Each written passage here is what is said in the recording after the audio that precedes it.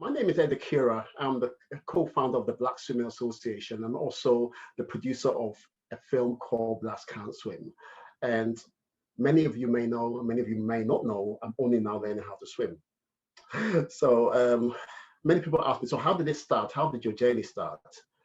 And there's two answers to this. I can say it actually started when I was 9 years old, and I asked my mom to teach me, let me learn how to swim, and she said no.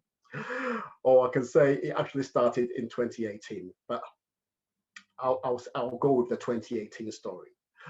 So 2018, we went on holiday, me, my wife, my daughter, and a few friends, to Barbados. And so this was around about August 2018. And I'm a musician, I make music. And so I decided to take my laptop and my keyboard with me on holiday. And some may say, that's strange, why would you want to do that? But I don't drink and I don't swim. And you probably know that on holiday, a lot of people sit by the bar, at the pool, swim, have a drink. So I don't do any of these things and I get bored very easily. So I said to myself, I'm going to start working on a new album or new tracks, some new music. So why don't I just take my keyboards and my laptop and do some work while I'm there? So the second day of the holiday, we're booking a holiday. Remember those things, holidays? Seems like a thing of the past. So yeah, so booked the holiday. So in the hotel, I put the laptop on and it just wouldn't switch on. And I tried everything. I tried the new power supply, went down to reception, got the new adapters, everything. It just wouldn't work. So I'm like, damn, so what am I going to do now? Probably read a book or something. So then one of my friends said to us, why don't we go on a boat trip? And this is my second time in Barbados. And the first time I went there, I didn't go. They went on the boat trip, I didn't go because I have no relationship with water. I have no affiliation with water. And basically the fact of being on water terrifies me because I can't swim. Probably call this aquaphobia, but yes, I can't swim. So but this time, because I had nothing else to do, I said, okay, yeah, why not? So I went on the boat trip. And there's a picture floating around the internet of me and the crew on this catamaran. Nice hot day, sandy beaches, sunny blue skies and all that. So we got on the boat, and the first thing they did was give us all the life jackets. So I put my life jacket on, and everybody else did. But once the boat started moving, everyone took theirs off, but I kept mine on. Then one of my friends said, why don't I take a picture of you in your life jacket so we can use that as you can use that on one of your album covers. So I said to myself, well, why would I do that? Okay, take the picture anyway, but unless the song was something to do with water, then it's not going to be relevant. So I decided to write a song about the disproportionate amount of Black people that do not swim. But what I did was, I did it in the form of asking someone to make a film about it. So I started to make a film called Blacks Can't Swim, soundtrack in a new jack swing, cast a lead in the floating ring. Is it a cultural or physical thing? So so I did that, did the chorus, wrote part of the song, came back to the hotel, put it aside. And then next day I said, okay, let me just try something else with the laptop. Because I was like, I can't understand why it's not working. So I pressed the power button, and guess what? On it came. They're just like instantly. I was like, wow. So I finished the song, holiday over, came back to the UK, and then I put the song out through iTunes and Facebook and all through social media in general. And a couple of weeks later, I get a message from a company called Swim in Nature, and they said, we heard your song and we like it. And we especially like the part where you said, is it a cultural or physical thing? We want to prove that it's not a physical thing, it's a cultural thing. But in order to do that, we want to teach you how to swim. And we'll teach you how to swim for free. And I'm like, okay. And I always say, because I grew up in London. And if you grew up in London, North London, if anybody said they want to give you anything for free, you're like, what's the catch? There's got to be a catch somewhere. So I asked them, what's the catch? And they said, no, there's no catch. We're aware of this issue with a disproportionate disproportionate amount of Black people that do not swim. But we, as a white organization, it's very, very sensitive for us to talk about it, so we have stayed away from it. But since you're talking about it, let's have the conversation. Let's do something about it. And around about that same time, another friend of mine, Carl, said to me, "Why don't you make a film?" And I'm like, "Okay, I have never made a film before. I don't even know where to start." So I got in touch with, I had an idea. I knew a film director who I've worked with on a number of music videos, Mr. X. So I got in touch with Mr. X for Moam Productions, and I said, "I want to make a film." Then there was a pause. Then what followed was a number of questions only a director will ask. To me, they sounded like silly questions. So what kind of, do you want to make a short film? Do you want to make a, what do you call it, a feature film? Is it this, is it that? I said, listen, I just want to make a film. I don't know anything about making the film. I just want to make a film. So I told him my ideas and everything. And long story short, we put together some, what I said I was going to do is I'm going to get a whole heap of friends or people that I know that share the same view, issues with swimming as I do.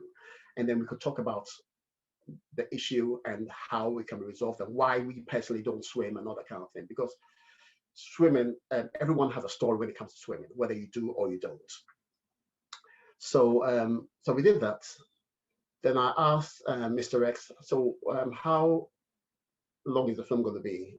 Half an hour, 45 minutes? And he goes, no, 10, 15 minutes at the most, probably about 10 minutes. I'm like, hold on, I want a proper film. And he said, all you guys in the film are great and everything, but none of you are celebrities. You're just everyday people. And no one's going to sit down and watch a 20 minutes, half an hour film of you just talking, So in order for it to be a film, how you want it to be, there has to be some drama to it. So that's when I thought of the idea of me coming downstairs from waking up, coming downstairs, putting on the television, and there on the TV is a news, someone talking about some rainfall that's expected, and it's going to be drownings and all that kind of thing. Obviously, me not being able to swim, I panic, and I go and buy a life jacket, and I wear that life jacket everywhere I go. So we did that, but there still was something missing, and we needed something. So then we thought of Mr. Society, with a voice in my head telling me that I'm Black, I can't swim, and basically reciting all the stereotypes, the stigmas, and the myths that I have personally lived behind, I've hidden behind for all my life. And so, it's holding me back. But on the other hand, I've got my friends and family telling me, stop being an idiot, everyone can swim, and you just have to learn. So I'm stuck between these two forces, and you have to watch the film to find out what happens at the end, whether I go with Mr. Society or I go with my family and friends. So finished the film, and I got the trailer in. So this was I got finished filming in October 2019. No, 2018. 2018, and I got a trailer just before Christmas, Christmas Eve, which is the 24th, 2019. Oh, my years mixed up. 2018, sorry. And I put it out. I put it out on Twitter and social media, and it just went crazy. It just went absolutely crazy. I had messages from all over the world, people saying that this is what we've been waiting for. This is something that needs to be talked about. There's an issue out there, and I was having it from Black people, white people, all nationalities, and it's almost as if the elephant in the room was now out. Everyone could talk about it. So the film was finished in February 2019, which is about 3 months later. 3 months later, yeah, film ready. And I decided to not put it out officially. So what I did was I put it on my website and said, if anybody wants to, I put a message on my website saying, if anybody wants to watch the film, they should just tell me why they want to watch it, and I'll send you a link to watch it for free. And within about the first couple of months, I probably had over 3,000 people sending me messages, telling me their personal stories, why they don't swim or why they do swim and how they swim, and people saying that they knew about the issue. So all sorts of stories. I've got loads and loads and loads of stories. And so I started a campaign. the Blacks Can Swim campaign. Remember, the film is called a film called Blacks Can't Swim. And the reason why it's called a film called Blacks Can't Swim is basically my personal journey. So I'm just talking about my personal journey. There was a lot of people saying, how you can't say that.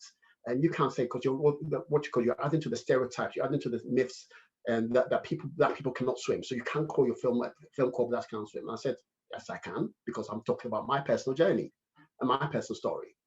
So I did, obviously. And yeah, so the film was out there, and I started a campaign, Blacks Can Swim, the campaign, encouraging people to learn how to swim and the importance of water safety and such. And this carried on throughout the beginning of 2019.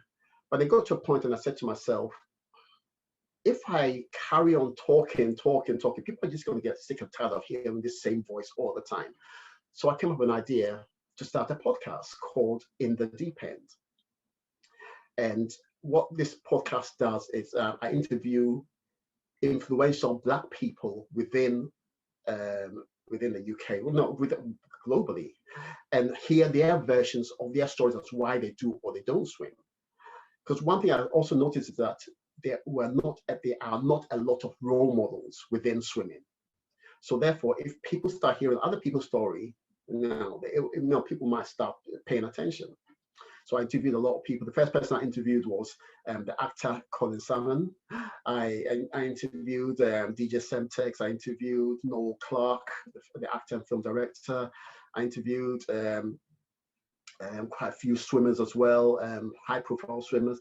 But one person that I interviewed that stood out to me was a lady by the name of Alice Deering. And this was a 22, 23-year-old swimmer for Team GB. It's a marathon swimmer for Team GB, but the only Black swimmer in Team GB, which alone is a statement. She's the only, I think, so the only Black swimmer in Team GB, the second only swimmer to be in the Team GB. So I had an interview with her, which was great, and we got on very well. Then I found out that we were both doing exactly the same thing, encouraging people within the community to learn how to swim, Black and Asian community to learn how to swim. But we were doing it from different levels. She was doing it from the elite level, and I was doing it from the grassroots level. So she said, oh yeah, let's do something together. So I said, yeah, definitely, we can do something together. And she told me about another lady by the name of Seren Jones, who works for the BBC, who used to be an elite swimmer in the US in her college days, and said that she was interviewing her for on a podcast, not a podcast, for an article she was talking about Black women and hair. So I should give her a call. So I spoke with Seren, and we shared our stories and all that kind of thing. And we said, yes, let's all do something together one day. So this was around about August 2019. But nothing ever happened until around about October. I get a message from Seren saying, I've just met this lady by the name of Danielle Obey, and she's a business consultant and an inventor of the Nemes waterproof scarf. One of the biggest problems with swimming within the community is that Black women do not want to get their hair damaged by the chlorine. Black women spend a lot of money and a lot of time on their hair, so it's a reason for them not to go swimming. And if the mothers are not going swimming, then their children are not going swimming either. So therefore, the issue. And for context, Sport England's figures state that 95% of Black adults and 80% of Black children in England do not swim. So those are horrific figures, and hence we have a lot of drownings in the community and such. So yeah, so going back to the story, so we met at the hotel and we sat down and we had a conversation, and all three of us. So Alice couldn't be there because she was in Loughborough University. So it's basically Danielle Obey, Seren Jones, and myself. And we talked and we talked and we talked, and we found out that we had something. All four of us had something in common, and that was Swim England. So basically, I previously, I think prior to that, I've had Swim England had done a feature on myself on my swimming journey, and for the Love to Swim campaign that they were doing. Danielle was speaking with Swim England with regards to endorsement for her product. Sarah Jones speaking to Swim England with regard to an article through the BBC. And Alice, because she was in Team GB, she obviously had a natural relationship with the swimming governing bodies. So we all have something in common. So long story short, we decided to go to Swim England and say, we want to put together, we want to work with you and get in the swimming community to acknowledge the importance of swimming and water safety and such. Because we couldn't do it on our own. We needed the governing bodies to, and from what we saw, the governing bodies were struggling to get through to the communities. So it was almost a match made in heaven. So we spoke to them. Then this was at the back end of 2019. Then on the 24th of December 2019, the incident of Costa del Sol happened, where the family of 5 went on holiday. My daughter was in the pool swimming. She started having difficulty. Dad and the brother jumped in to help, and all 3 of them drowned. So we were like, I'm on the phone to Sarah, and I'm on the phone to Danielle. Danielle's on the phone to Alice. All of us up and said, this is, no, we need to do something now. So 1st of January, New Year 2020 now, it's like we have to do something. So we started putting our heads together to put together an organization that highlights this from a higher level, and the Black Swimming Association was born. And the 2nd of March 2020, we launched. And we partnered, since then we've partnered with obviously Swim England, the Royal Life Saving Society, RNLI, and our strategic partner Speedo. And we've been having these conversations, highlighting the issue, encouraging people to swim, and not only just swim, but also the importance of water safety. So it's not just about swimming, it's about water safety and aquatics in general. And we're talking about so many different things from how to get people into the pool and other kind of thing, which leads to my new film. So rewind back. So we launched in March. In June, I officially released a film called Last Can't Swim, which can now be you can get it on Amazon and all the other platforms as well, Vimeo and all the rest, Hulu and all the rest of them. And so the film's been out, and we've been doing our things as the BSA, trying to engaging the community and understanding what the issue is.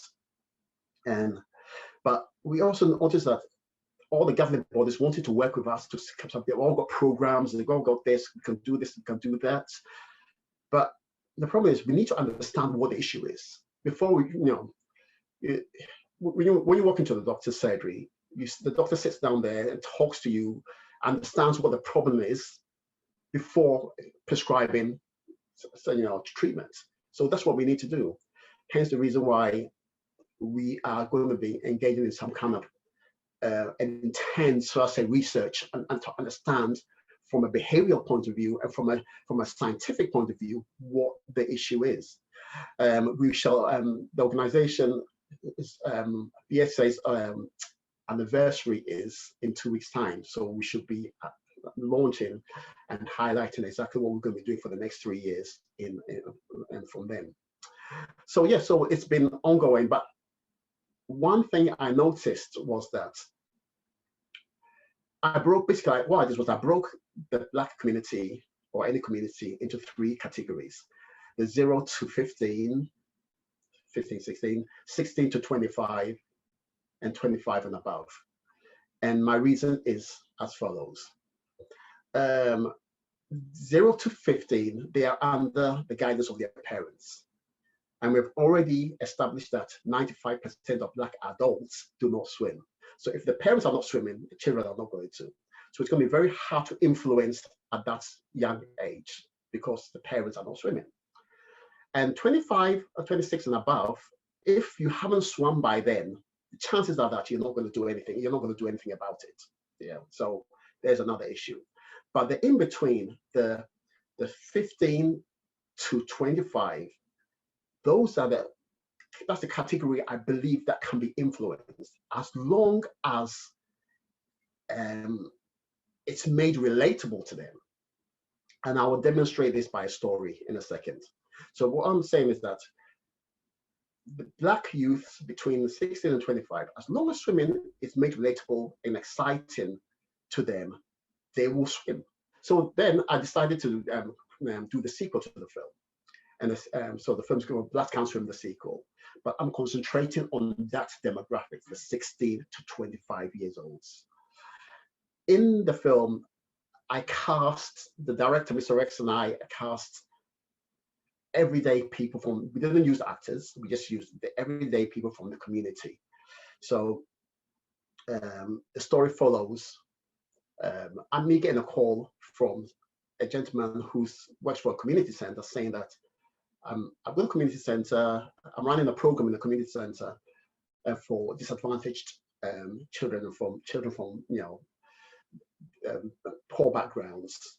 To say, yeah, and basically what I'm struggling with two children who are part of that program who do not want to swim. Swimming is part of the program, it's one of the modules. They have to swim, amongst other things, like other various different things, because personal finance and all that kind of thing, but they have to swim. And there's a lot of art, music as well and all that. But these two don't want to swim. And I heard your story about how you learned to swim later in life. So could you please come and speak to them and be a mentor to them? And I'm like, yeah, cool. It's basically what I'm doing. I like to share my personal story and that kind of thing. So I'll come and see them. And I hope I can encourage them to learn how to swim. And it's like, that's the thing. They know how to swim, or so they say. They just do not want to swim. So I said, okay. So I came and meet them. And there's a lot of challenges, as you can imagine with younger adults. I mean, they're stuck in their ways and that kind of thing. So I speak to them and all that kind of. I don't want to give away too much of the story, but that's what basically what it's about. But the last scene on the film was supposed to be in a pool. So I contacted my old friends at Swim Nature. I was like, I need a pool for a scene. And he said, yeah, no problem at all. So we booked it, scheduled it for the, I think it was in October last year. I think, from 10 to 2 o'clock. And I got the director and I said, listen, yes, so we've got a pool, so let's just get everybody there. And this is probably about 12 people in the cast of the film. And there was so much resistance. They were like, nah, Ed, that wasn't part of the plan. Swimming was not part of the plan. We said we'd do the film, and all that kind of thing. You never said that we were going to get into the water. And this even came from people who could swim, or said they could swim. And so like, so the director and I, Mr. X and I just sat down, we had a conversation with them. It's going to be great. We did some, we're going to do this, it's going to be a fun day and all that. Then we got Speedo, because Speedo, our partner with BSA. So Speedo brought us a whole heap of kits and all that kind of thing. So we told them, like, you don't even need to buy anything. Speedo is going to come and give us, everything. So they came very reluctantly. So we did the scenes outside of the pool and all that kind of thing.